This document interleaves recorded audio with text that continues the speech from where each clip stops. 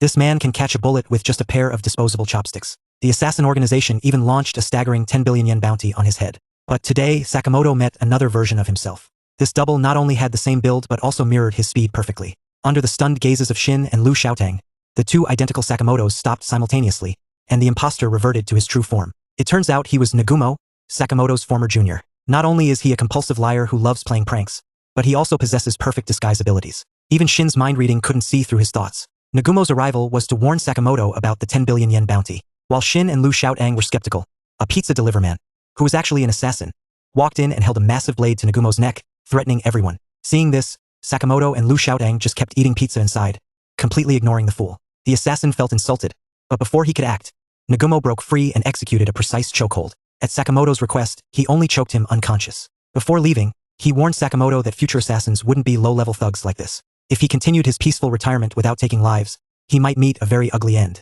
With that, he carried the assassin away. Meanwhile, through a hidden camera on the pizza box, the organization watched everything. They felt Nagumo was more dangerous than the now retired and pudgy Sakamoto. But a hidden camera couldn't escape Sakamoto's notice. He warned them. If they dared disturb his peaceful life, he would personally send them all to hell. Sakamoto planned to stay indoors, but he remembered a promise to his daughter. So the whole family hit the amusement park, laughter and joy filling the air. Perfect timing for an ambush. Shin and Lu Xiaotang took up the roles of bodyguards. With Shin focusing intensely, he could sense every heartbeat and hidden thought within a 30-meter radius. Anyone harboring murderous intent had nowhere to hide.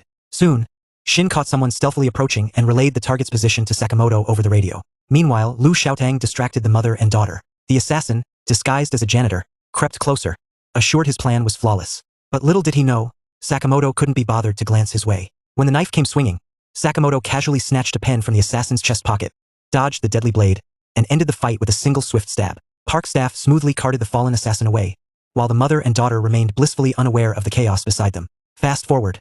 The family buckled up on the roller coaster. Lu Xiaotang's sharp eyes zeroed in on a silver-haired man. Something was off, but Shin's mind reading picked nothing unusual in the man's mind. Eavesdropping on their chatter about himself, the silver-haired man wondered if his disguise was slipping. Yet it was this very doubt that Shin caught like a hawk, confirming the man was an assassin. The alliance passed the intel to Sakamoto instantly. With no choice but to act, the silver-haired assassin struck first. His bullets bounced harmlessly off Shin's bulletproof glasses. As the coaster looped, Shin slipped from his seat midair, twisting and turning 2.5 times with deadly grace, landing precisely on the silver-haired man's lap. To avoid harm to bystanders, Shin dragged him off for a one-on-one showdown. Before Shin could fully land, the assassin hurled a throwing knife. A clean hit on Shin's calf. Though a minor wound, the toxin swiftly sapped Shin's strength, clouding his vision. Another coaster car barreled through, and the fight raged on at breakneck speed. Back and forth they clashed, neither gaining the upper hand. But Shin felt his strength wane as poison took hold. Time was running out. In a critical moment, Shin's mind reading detected Sakamoto's location. This was the turning point. With a coordinated leap off the coaster, they landed on the stage of a children's play. The silver-haired assassin in front, Shin wearing rabbit-themed mascot attire, looking every bit the hyped-up, ready-to-rumble villain. The silver-haired man thought Shin was bluffing, but the first punch caught him completely off guard. Cheers erupted from the excited kids, rooting wildly for the mascot, hoping he'd defeat the bad guy. And to everyone's surprise, Shin only grew stronger, landing blows that disoriented his opponent. Just a handful of punches and the silver-haired man was lost, unable to find his footing. Shin's choice of battlefield wasn't for the kids' cheers.